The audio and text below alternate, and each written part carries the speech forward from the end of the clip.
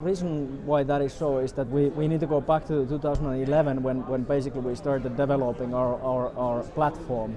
And the way how we wanted to build things was that we wanted to basically let's say manage the player experiences from the background, from the back end of services. So in order to do that you need to have the data to understand that okay, how are your players kind of playing the game, and what kind of means they have there to kind of solve different problems. So we need to understand that how players are basically playing and what gets them doing the purchases, staying in the game, or even in of course in worst cases leaving the game.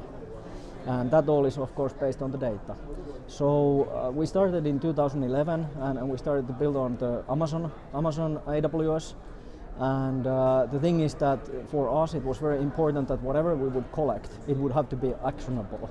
So in order to set up the data pipeline, so all our games are basically sending today, every single Rovio game is connected to the same data pipeline.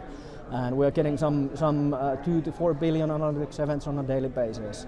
And as it started then in 2011, today we have realized the thing that anything that we collect, we can use as a means to understand better how the players are playing, but also to target the game configurations and the game behaviors based on the players' actions.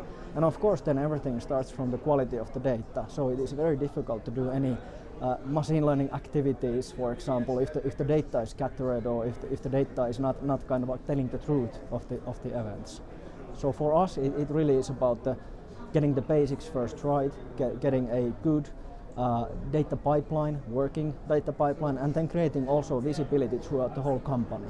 So every single Rovian can actually access to the data that we have collected to that single AWS data lake. So basically, the way how data impacts, it's difficult even to how to start from that. But basically, it goes so that everything starts from the data collection and understanding how the players behave and how they do things. But that alone isn't enough, because there are so many different phases in the game development, way to understand the players' motives, why they behave like they behave. It's a big production process, for example, in match 3 type of games like Angry Birds Dream Blast, to actually release the levels, weekly package of levels. So we are releasing tens of new levels on a weekly basis, and it isn't just enough to understand how players are playing them, but the idea is also, can we help somehow the level designers and the game teams to automate the production of the levels.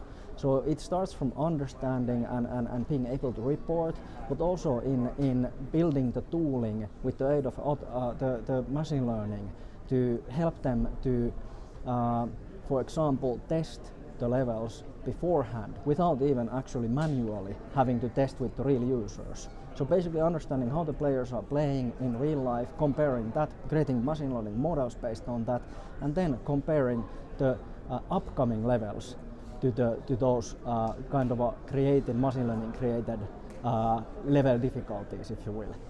And the idea of that, of course, is to balance the game so that we would have an optimal set of kind of keeping the players throughout the whole lifetime engaged and interested of playing.